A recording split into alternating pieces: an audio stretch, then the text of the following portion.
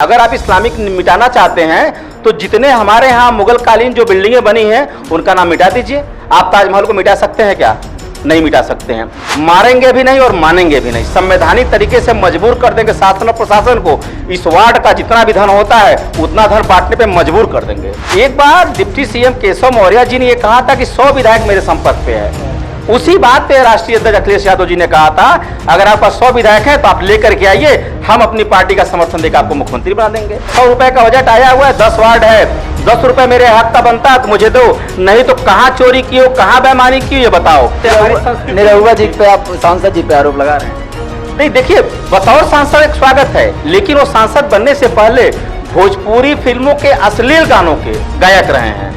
मैं आपके माध्यम से निरहुआ जी को यही कहना चाहूंगा कि उन्होंने जो वादा आजमगढ़ की जनता से किया है उसको पूरा कर दें। उन्होंने फिल्म बनाने का वादा नहीं किया था। उन्होंने कहा था कि जो विकास का काम रुका हुआ है, डबल इंजन की सरकार आएगी, यहाँ का सांसद भी जब मैं रहूंगा तो हम जो यहाँ पे विकास करेंगे। और कहें मैंने 15 लाख आपके खाते में दिया कि नहीं दिया, मैंने 2 करोड़ रोजगार नौकरी दिया कि नहीं दिया, मैंने महंगाई कम किया कि नहीं किया, पेट्रोल 70 से 35 पे आया कि नहीं आया, डॉलर 7 पे गया कि नहीं गया, इन मुद्दों पे वोट मांग करके देख ले। निश्चित तौर पर ये जहां से आए थे वही चले जाएंगे। प्रधानमंत्री जी के ऊपर नो कमेंट, क्योंकि उनसे बड़ा कोई है ही नहीं।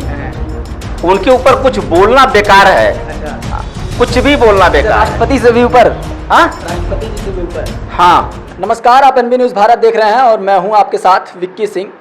इस समय मौजूद हैं वार्ड नंबर 36 में। वार्ड नंबर 36 ये नया नवेला जो है वार्ड बना है, क्योंकि इसके पहले ये ग्राम पंचायत हुआ करता था और यहाँ पे प्रधान हुआ करते थे। लेकिन अब जो है ये वार्ड नंबर 36 बन चुका है, तो यहाँ पे पार्षद होंगे। ऐसे में हमारे साथ यहाँ पे साथ में मौजूद हैं कपिल मुनि यादव जी, जो यहाँ पे पार्षद पद के प्रत्याशी जो है हो सकते हैं। जब चुनाव का ऐलान होगा और सीटें तय हो जाएंगी कि कौन सी सीटें आने वाली हैं, तो हो सकता है कि ये भी दावेदारी ठोकें। उससे पहले ये जान लेते हैं कि इस गांव में, चूंकि अब ग्राम पंचायत ही है, जब तक चुनाव ना हो जाए, क्या समस्याएं इससे ये जो गांव है वो जूझ रहा है। और साथ में तमाम लोग बैठे हैं, इनसे भी राय ले लेंगे कि क्या जो है इनकी प्रतिक्रिया है इस गांव को लेकर। और साथ में ये भी कि अब चूंकि ये वार्ड बन चुका है तो अब वार्ड में क्या चीज़ें जो है नहीं होंगी। सबसे पहले बहुत बहुत स्वागत है सर। आपको और एनबी टीम की पूरी टीम को बहुत बहुत धन्यवाद। देखिए, हम उत्तर प्रदेश के पूर्व मुख्यमंत्री अखिलेश यादव जी को भी धन्यवाद देते हैं कि उन्होंने अपने शासनकाल में ही इन 32 गाँवों का परिसीमन कराने के बाद इसको शामिल करने का काम किया था। और उनकी योजना थी कि 17 के बाद इलेक्शन जब ख़त्म होंगे तो हम इसको पिछले 2017 में ही शामिल करने की योजना समाजवादी पार्टी की थी। लेकिन सरकार बदल गई। उसके बाद योगी आदित्यनाथ जी महाराज यहाँ के मुख्यमंत्री बने उत्तर प्रदेश के। उस समय भी हम लोग पूरी उम्मीद थी कि जो विकास की गति अब मिलने जा रही है वो पहले मिल जाती थी। लेकिन शायद भारतीय जनता पार्टी की तैयारी नहीं रही होगी। 5 साल के बाद ही सही, देर ही से उन्होंने किया। देर आए दुरुस्त आए, इसके लिए मैं उत्तर प्रदेश शासन को बहुत बहुत धन्यवाद देता हूँ। ये बताइए सर, अब चूंकि ये ग्राम पंचायत था, अब जो है वार्ड में अब ये नगर पालिका में हो गया या फिर नगर निगम अब इसका देख रेख करेगा। क्या लगता है कि कितनी चीज़ें जो है नहीं होंगी, क्या क्या चीज़ें नहीं होंगी ग्राम पंचायत से हटके? देखिए, ये ग्राम पंचायत जब थी तो ग्राम पंचायत का बजट कम होता है, और चूंकि नगर निगम में आ गया है तो सरकार जो है कि नगर निगमों को जो विस्तार कर रही है तो विकास तेजी से बढ़ेगा। लेकिन जो जितनी ग्राम पंचायतें, जो 32 ग्राम पंचायतें गोरखपुर जिले की महानगर में जो समाहित की गई नगर निगम के लिए, तो यहाँ पर अभी भी मूलभूत सुविधाओं का बहुत ही अकाल है। सरकार को इस पर बहुत ध्यान देना पड़ेगा। लोकल प्रत्याशी जो यहाँ से चुने जाएंगे उन्हें बहुत संघर्ष करना पड़ेगा, क्योंकि ये पूरा का पूरा ग्रामीण इलाका है और विकास से बहुत ही दूर रहा है। तो निश्चित तौर पे यहाँ धन की आवश्यकता पड़ेगी। और इस क्षेत्र की जो सबसे बड़ी समस्या है वो जल जमाव की समस्या है। अच्छा, एक बात बताइए, विकास की आवश्यकता पड़ेगी, मूलभूत आवश्यकताओं से ये गांव जो है अछूता रह गया है। आप ये हमको समझाइए, कई जगह जो है लोगों की व्यक्तिगत समस्याएं हैं और कई वार्ड में पार्षद लोग की समस्याएं ये है कि वो जब जो है नगर आयुक्त जी के पास जाते हैं किसी समस्या को लेकर, या फिर कोई व्यक्ति जो है व्यक्तिगत समस्या को लेकर जाता है, तो वो बजट का रोना रोते हैं। क्या लगता है, ये जब वार्ड में आ गया है, यहाँ पे पार्षदी के चुनाव होंगे, निकाय चुनाव होंगे, उसके बाद पार्षद चुने जाएंगे, कहीं ऐसा तो नहीं कि फिर वही बजट का रोना फिर से स्टार्ट हो जाए और फिर जो है ये वार्ड जो है पीछे रह जाए? देखिए, ये शासन और सरकार की जिम्मेदारी होती है। जब कोई भी व्यक्ति संवैधानिक पदों पर बैठ करके संविधान की शपथ लेता है या कोई अधिकारी होता है जिसके जिम्मे पूरे जनपद का विकास का जिम्मा होता है, तो उसे सौतेला व्यवहार नहीं करना चाहिए। लेकिन अक्सर ये सुनने में आया है कि अगर विपक्षी दल का कोई पार्षद है तो उसके साथ सौतेला व्यवहार किया जाता है। लेकिन इस क्षेत्र की जनता अगर यहाँ के लोगों को चुनती है, मैं भी चूंकि प्रत्याशी हूँ यहाँ से, मैं भी तैयारी कर रहा हूँ, अगर मुझे इस क्षेत्र की जनता सेवा का अवसर देती है तो निश्चित तौर पर वो चाहे कोई भी अधिकारी हो उसे सौतेला व्यवहार नहीं करने दिया जाएगा। इस क्षेत्र इसकी मैं गारंटी इस क्षेत्र की जनता को आपके माध्यम से देना चाहता हूं। अच्छा, सपा प्रत्याशी सपा पार्षद कई जगहों पे थे, उन्होंने कहा कि जो है हमारी उस तरीके से सुनी नहीं जाती है क्योंकि हम विरोधी पार्टी के पार्षद हैं। समस्या ये उत्पन्न होती है सर कि उस वार्ड की जो जनता है वो सामने वाले पार्षद को चुनकर भेजती है, ठीक। अब दायित्व तो क्या बनता है पार्षद का कि वो किसी तरीके से चाहे धरना देकर अपने बजट को पास करवाए, काम करवाए, उस विकास करवाए उस वार्ड में, चाहे किसी भी तरह विकास करवाए। लेकिन अब अगर बजट का रोना रो दिए तो फिर वहाँ की जनता भी खामोश हो जाती है। लेकिन जूझना जो है समस्याओं से जनता को पड़ता है। देखिए, ये रोना एक कम मनोबल का द्योतक होता है। मैं उन व्यक्तियों में से नहीं हूँ। ये धन का रोना नहीं रोना जाएगा। ये आपके अंदर आत्मबल होना चाहिए कि जितना मेरा हिस्सा बनता है, इस वार्ड के हिस्से में जितना भी धन आता है उसे लाने का काम जनता का नहीं है। जनता ने तो अपना प्रतिनिधि चुन करके भेज दिया है। उस वार्ड के पार्षद का काम होता है कि उसको लाए। हम गांधी जी की नीति पे चल करके विकास कराने का काम करेंगे, मारेंगे भी नहीं और मानेंगे भी नहीं। संवैधानिक तरीके से मजबूर कर देंगे शासन और प्रशासन को। इस वार्ड का जितना भी धन होता है उतना धन बांटने पर मजबूर कर देंगे।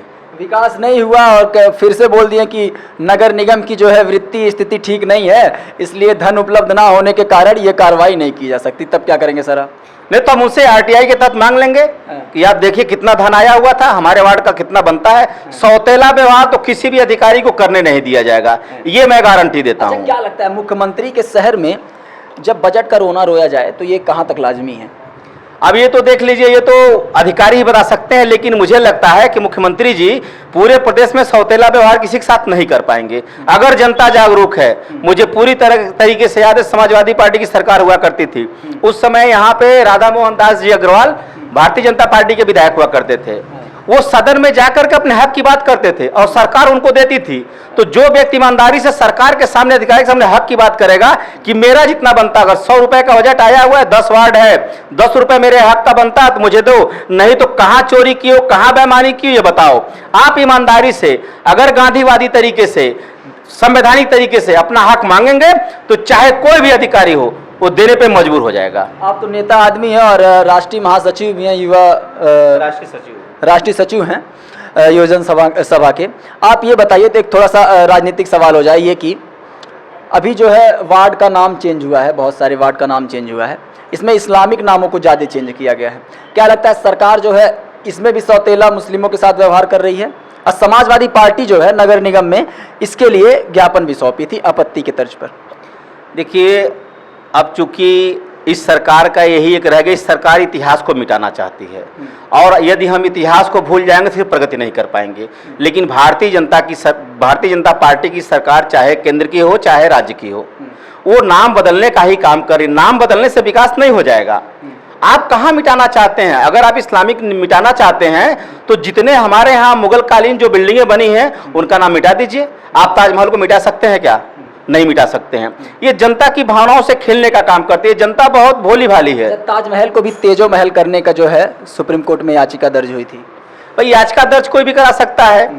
जहां तक नाम बदलने का है, जिसे एक कहावत है कि जौना रुगिया भावे वो बैद फुरमावे, तो भारतीय जनता पार्टी लोगों की भावनाओं से खेलने का काम करती है। वो जानती है कि हम मुसलमानों को टारगेट करेंगे तो हिंदू बहुत खुश होगा। अरे आप विकास करो ना, आप विकास करो। लेकिन उसने इस पे एक जो है फैक्ट दिया कि जो भी वार्ड के नाम चेंज हुए हैं इस्लामिक नाम, उस पे गोरखपुर से ताल्लुकात रखने वाले और साथ में शहीदों या महापुरुषों के नाम पर नाम रखे जाएंगे। तो इसमें समाजवादी पार्टी आपत्ति क्यों दाखिल कर रही है? नहीं, समाजवादी पार्टी से आपत्ति दाखिल कर रही है। सवाल ये कि सिर्फ नाम बदल देने से विकास नहीं होगा। आप जिस वार्ड का नाम बदल रहे हैं, इतिहास में कहीं के उनके खसरा खतौनी में, उनके पासबुक में कहीं वो एड्रेस नहीं है। कल को जब आप ढूंढने जाएंगे तो सरकार का एक भारी भरकम बजट इस नाम बदलने पे खर्च हो जाएगा, जबकि वो विकास पे खर्च हो सकता था। सरकार को इस बात पे ध्यान देना चाहिए कि हम ज्यादा से ज्यादा जनता का विकास कर सकें, लेकिन सरकार नाम बदलने में खर्च कर रही है, ये कहां तक न्याय संगत है। सरकार से मेरा सवाल है कि वो नाम ना बदले, विकास करे। जनता के चेहरे पे खुशहाली रंग बदलने से क्या लगता है गोरखपुर में विकास नहीं हुआ है? नहीं, जिस हिसाब से होना चाहिए उस हिसाब विकास नहीं हो पा रहा है। गोरखपुर में जो विकास की गति होनी चाहिए थी वो नहीं हो पा रही है। अच्छा, एक बात और बताइए आप, चूंकि आपके अखिलेश यादव जो है समाजवादी पार्टी के, अब अखिलेश यादव ये कहें कि केशव प्रसाद मौर्य को 100 विधायक की लालच देते हुए कहा कि हमारे 100 विधायक हमारे पार्टी में लेकर आएँ, उसके बाद हम आगे इस विषय पर सोचेंगे। क्या लगता है इस प्रकार की लालच जो है देने का क्या अर्थ हो सकता है? देखिए, सवाल ये होता है कि हम दूसरे के घर में बोलने का मेरा कोई अधिकार नहीं, जब तक कोई व्यक्ति मेरे पास नहीं आता है। तो स्वामी प्रसाद मौर्य जी के नाम पर भारतीय जनता पार्टी ने पिछड़ों का, दलितों का वोट लेकर के 2017 में उसने कहा हम आपको, प्रसाद मौर्य की बात उन्होंने कही, अरे उप मुख्यमंत्री, हाँ मैं उन्हीं बात बता रहा हूँ, उनके नाम पर भारतीय जनता पार्टी ने पूर्वांचल में बहुत से पिछड़ों को एक किया और कहा कि हम तुम्हें मुख्यमंत्री बनाएंगे। मुख्यमंत्री बनने का जब समय आया तो उन्हें बनाया नहीं गया, दूसरी उसके बाद उनको उप मुख्यमंत्री बनाया गया। एक बार माननीय मुख्यमंत्री जी कहीं गए हुए थे, सुनने में आया आप ही लोग के माध्यम, मीडिया के माध्यम से, कि वो अपना नेम प्लेट लगाए थे, उसको हटवा दिया गया, उन्हें स्टूल मंत्री का दर्जा दे दिया गया, वो टी के अंदर थी। एक बार डिप्टी सीएम केशव मौर्य जी ने ये कहा था कि 100 विधायक मेरे संपर्क पे है। उसी बात पे राष्ट्रीय अध्यक्ष अखिलेश यादव जी ने कहा था अगर आपका 100 विधायक है तो आप लेकर के आइए, हम अपनी पार्टी का समर्थन देकर आपको मुख्यमंत्री बना देंगे। अच्छा, निरहुआ जो है आजमगढ़ से सांसद, उन्होंने इस पर प्रतिक्रिया दी है कि जो अपने घर को नहीं संभाल पा रहे हैं, अपनी चीज़ें जो है नहीं कर पा रहे हैं, तो दूसरे घर में सेंधमारी करने की कोशिश कर रहे हैं। अब देखिए, आप ऐसे व्यक्ति की बात न करिए जो व्यक्ति भारतीय संस्कृति को धूमिल करने का काम करता हो, जो फूहड़ गानों से लेकर के ऐसी चीज़ों को परोसने का काम करता हो जिससे हमारी नौजवान पीढ़ी बर्बाद हो रही है, जिससे हमारी संस्कृति। निरहुआ जी पे आप, सांसद जी पे आरोप लगा रहे हैं। नहीं, देखिए, बतौर सांसद एक स्वागत है, लेकिन वो सांसद बनने से पहले भोजपुरी फिल्मों के अश्लील गानों के गायक रहे हैं। वो अश्लील फिल्मों को ऐसे ऐसे गाने गाए हैं, फिल्में वो इस समय भी कर रहे हैं। अभी उनकी हाल ही में अभी शूटिंग भी उनकी चल रही है आजमगढ़ में। उन्होंने कहा कि मुख्यमंत्री जी से हम वार्ता किए और उनसे कहें कि हमको जो है पिक्चर में काम करने का मौका मिलेगा कि नहीं, शूटिंग वगैरह करने का मौका मिलेगा कि नहीं। तो मुख्यमंत्री योगी आदित्यनाथ जी ने कहा कि आप कर सकते हैं, लेकिन आजमगढ़ में कर सकते हैं। उन्होंने ये काम भी स्टार्ट कर दिया, चूँकि अब जो है शीतकालीन सत्र आने में भी 3 महीने हैं, तो इस दौरान वो 3 महीने तक वहाँ पे शूटिंग करेंगे। क्या लगता है अब इस पे? मैं आपके माध्यम से निरहुआ जी को यही कहना चाहूँगा कि उन्होंने जो वादा आजमगढ़ की जनता से किया है उसको पूरा कर दें। उन्होंने फिल्म बनाने का वादा नहीं किया था, उन्होंने कहा था कि जो विकास का काम रुका हुआ है, डबल इंजन की सरकार आएगी, यहाँ का सांसद भी जब मैं रहूंगा तो हम जो यहाँ पे विकास करेंगे। तो ट्रिपल इंजन की सरकार हो गई उनकी। हाँ, तो ठीक, उन्होंने जो वादा किया वो पूरा करके दिखा दें, लेकिन वो कर नहीं पाएंगे, कर नहीं पाएंगे वो लोग। निरहुआ जी कर नहीं पाएंगे, एकदम सवाल ही नहीं पैदा हो सकता है। अच्छा, उस दौरान ये भी एक चर्चा उठी थी कि नचनिया उनको कहा जा रहा था और सारी चीजों से उनको संबोधन किया जा रहा था। देखिए, वो तो एक भोजपुरी का शब्द है, उनका काम ही, उनका पेशा था नाचने गाने का। वो पहले बेसिकली वो एक गायक हुआ करते थे, वो अपना गाना, लेकिन उन्होंने हमारे भोजपुरी समाज को इस रसातल में डालने का काम किया, बहुत ही रसातल में, जबकि कई सामाजिक संगठनों ने उनके ऊपर आवाज़ उठाई कि आप लोग इस तरह के फूहड़ गानों को मत परोसिए, हमारी नौजवान पीढ़ी आने वाली उनके ऊपर बहुत बुरा असर पड़ रहा है। लेकिन उनका वो पेशा था। अब पेशा का भारतीय जनता पार्टी का काम क्या है? वो नेता नहीं चुनने का काम करती है। भारतीय जनता पार्टी ऐसे लोगों को लेकर आती है जो डमरू की तरह रहे, जहां बजाते रहे। वो अपने हक हकूक की बात नहीं कर सकते संसद में जाकर के। आज जब कांग्रेस की सरकार हुआ करती थी, भोजपुरी को 8वीं अनुसूची में, भोजपुरी को 8वीं, एक मिनट मुझे बात पूरी करने दीजिए। भारतीय जनता पार्टी के पहले जो सरकारें हुआ करती थी तो वित्त मंत्री का नाम, रेल मंत्री का नाम, विदेश मंत्री का नाम, सूचना प्रसारण मंत्री को लगभग लोगों को याद होता था। आज कहाँ किसी को नाम याद है? चेंज हो जा रहा है जल्दी। नहीं, चेंज कोई जान ही नहीं रहा है। ये ऑल इन वन है। टीम 11 बना दी है माननीय मुख्यमंत्री जी, किसी मंत्री की चलती नहीं है। इनके मंत्री, इनके विधायक धरना देते रहते हैं। टीम 11 में जरा 2-3 लोग का नाम गिना दीजिए। मुझे नहीं पता, मैं तो कह रहा हूँ ये केवल ऑल इन वन। लेकिन आपने कहा निरहुआ जी जो है सदन में जाके आवाज नहीं उठा पाते। उन्होंने भोजपुरी के लिए 8वीं अनुसूची में दाखिल करने के लिए भोजपुरी के लिए आवाज उठाई। क्या लगता है पूर्वांचल के लिए एक अच्छी सोच हो सकती थी? नहीं, एक अच्छी सोच है, लेकिन इसके पहले भी भोजपुरी के लिए और भी सांसद महोदय ने उठाया हुआ है नाम। ये उस पर नहीं चुनाव लड़े थे, ये आजमगढ़ को क्रिएटिव बनाने के नाम पर चुनाव लड़े थे। तो मैं आपके माध्यम से कहूँगा क्वेटो बना दें। 1 ही साल सर रह गया अब वो तो कहे थे कि हम 1 साल के अंदर कर देंगे। वो कहे थे कि अगर मैं पूरा वादा नहीं कर पाऊंगा तो मैं फिर जो है कि 24 में चुनाव नहीं लड़ूंगा। और 3 महीने तो वो शूटिंग ही करेंगे। अब वो तो वो नहीं कर पाएंगे ना, करने ही नहीं दिया जाएगा। केवल उठा करके, जैसे वो चेस का प्यादा होता है, भारतीय जनता पार्टी प्यादा रखती है, नेता नहीं रखती है। अच्छा, इस वार्ड में जो है अगर आप जीतते हैं तो क्या क्या विकास जो है प्राथमिकता में रहेंगे आपके? इस पूरे क्षेत्र में, चूंकि ये इस क्षेत्र के साथ ही बहुत सौतेला व्यवहार किया गया है। अभी हमारे बगल का जो वार्ड है गायघाट बनाया गया है, उसमें सिर्फ 7,000 वोटरों की संख्या पे एक वार्ड बना दिया गया है। यहाँ लगभग 15 से 16,000 वार्ड पे एक संख्या बनाई गई है। ये क्षेत्र बहुत बड़ा है और पूरा का पूरा क्षेत्र, ये गोरखपुर का दुर्भाग्य है कि गोरखपुर के विकास करने की जिम्मेदारी इस विभाग की होती है, जीडीए की। वो विभाग भी यहीं पे जलमग्न हो जाता है, पूरा का पूरा डूब जाता है। अच्छा, तो सबसे जो बड़ी समस्या है मुख्यमंत्री के समस्या वही मैं बात कर रहा हूँ। मुख्यमंत्री के शहर में जब बात की जाती है कि एक बाहरी जो ढांचा है गोरखपुर का, वो सुदृढ़ नजर आता है।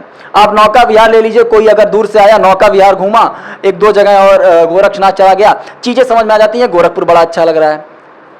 लेकिन जब अंदर की चीजों के बारे में, विषय में बात होती है, 1-2 बार बारिश होता है तो वहां पे जल जमाव की स्थिति पैदा हो जाती है। तो उसी जल जमाव की समस्या से मुक्ति दिलाने का पहला काम, मेरी पहली प्राथमिकता है कि इस पूरे परिक्षेत्र को, एक वार्ड नहीं, इस वार्ड से सटे जितने वार्ड होंगे, एक बड़ी योजना बना करके जल जमाव की समस्या से दूर करने के, जल निकासी की समस्या की पहली व्यवस्था कराने का काम मेरा होगा। अच्छा। और चूंकि आपने मुख्यमंत्री से जुड़ा सवाल पूछ दिया है, अभी तो लोकल बात चल रही थी। देखिए, दूर के ढोल सुहावने होते हैं। यहाँ शाम को रंगीन रंगीन तस्वीरें निकाल देने से, जल तरंगे निकाल देने से विकास नहीं हो जाएगा।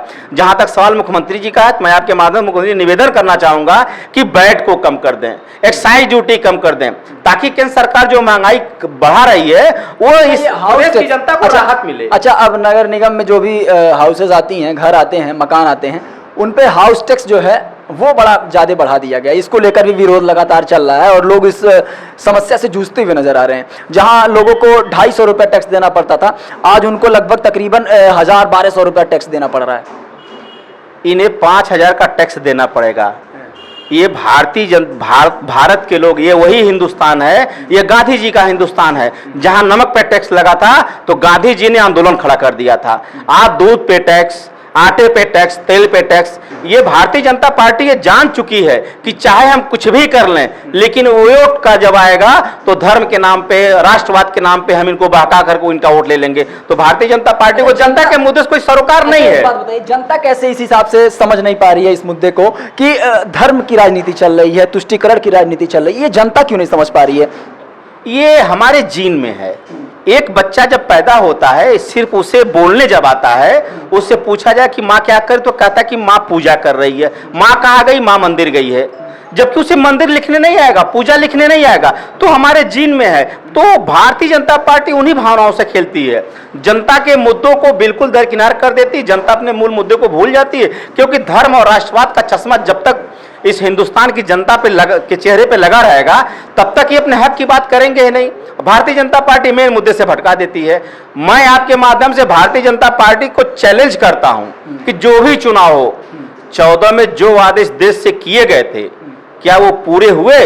अगर हिम्मत है भारतीय जनता पार्टी के नेताओं पे, माननीय मुख्यमंत्री, माननीय प्रधानमंत्री जी को, तो आए और कहें मैंने 15 लाख आपके खाते में दिया कि नहीं दिया, मैंने 2 करोड़ रोजगार नौकरी दिया कि नहीं दिया, मैंने महंगाई कम किया कि नहीं किया, पेट्रोल 70 से 35 पे आया कि नहीं आया, डॉलर 7 पे गया कि नहीं गया।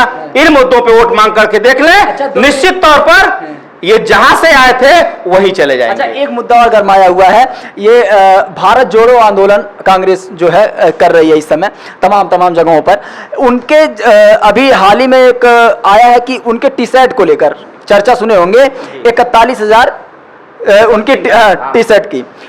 इस पे जो है बीजेपी जो है कांग्रेस को घेरती हुई नजर आ रही है। कुछ प्रतिक्रिया आप देंगे? और साथ में कांग्रेस जब इस पे घेरना प्रधानमंत्री जी को शुरू की कि जो 10-10 लाख की जैकेट पहनते हैं, कुछ कहना चाहेंगे इस विषय पर? जिनके घर शीशे के होते हैं, दूसरे के यहाँ पत्थर नहीं मारते हैं। एक चाय पीने वाला, एक चाय बेचने वाला, 35 साल तक भीख मांग के खाने वाला व्यक्ति 10 लाख का सूट पहन सकता है, तो जिनकी 3 पीढ़ियां, जिनके परदादा इस देश के प्रधानमंत्री रहे हों, जिनकी दादी देश की प्रधानमंत्री रही हों, जिनके पिताजी देश के प्रधानमंत्री रही हों, जो व्यक्ति जब संवैधानिक रूप से चुनाव लड़ने के योग्य हो गया तब से वो लगातार लोकसभा का सांसद रहा हो, क्या वो नहीं पहन सकता है? प्रधानमंत्री जी पे क्या कहना चाहेंगे? अगर ये 40,000 की टी शर्ट पहन रहे हैं और प्रधानमंत्री जी जो बड़े शौकीन है, जो है अलग अलग कार्यक्रमों में, किसी एक ही जगह कार्यक्रम में गए और 4-4, 5-5 बार जो वो है अलग अलग पोशाक में नजर आते हैं, तो उनके विषय पे क्या कहना चाहेंगे? ठीक है, प्रधानमंत्री जी के ऊपर नो कमेंट। नो कमेंट, क्योंकि उनसे बड़ा कोई है ही नहीं, उनके ऊपर कुछ बोलना बेकार है। अच्छा, कुछ भी बोलना बेकार है। राष्ट्रपति से भी ऊपर?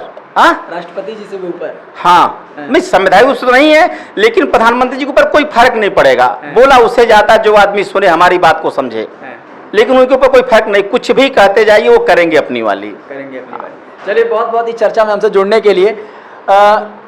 ये समझने का प्रयास करिए कि इस समय किस हिसाब की राजनीति चल रही है। हालांकि मुद्दे से थोड़ा हम लोग भटके हैं, लेकिन भटका इसलिए गया क्योंकि ये चीज़ें जाननी आपके लिए ज़रूरी है। और समाजवादी का पक्ष भी इन्होंने रखा किसी हिसाब से, क्योंकि अखिलेश यादव जो भी इस समय तंज कसते हुए नजर आ रहे हैं बीजेपी पर और केशव प्रसाद मौर्य पर, और साथ में उनको 100 विधायक लाने की बात भी कही, उस विषय भी हमने चर्चा किया। कांग्रेस और बीजेपी के जो मुद्दे हैं उस पर भी चर्चा किया। और साथ में ये जो वार्ड, नया नवेला वार्ड बना है, वार्ड नंबर 36, ये जो है अब ग्राम पंचायत था, अब जो है वार्ड बन चुका है, तो इसमें किस हिसाब से विकास की आकांक्षाएं हैं आने वाले चुनाव में, उस पर भी हम लोगों ने तर्क वितर्क किया। बाकी कैमरे के उस पार से बड़ी शिद्दत से मेरी मदद कर रहे थे निखिल गौड़, मैं था आपके साथ विक्की सिंह, और आप इस समय NB न्यूज़ भारत से रूबरू थे।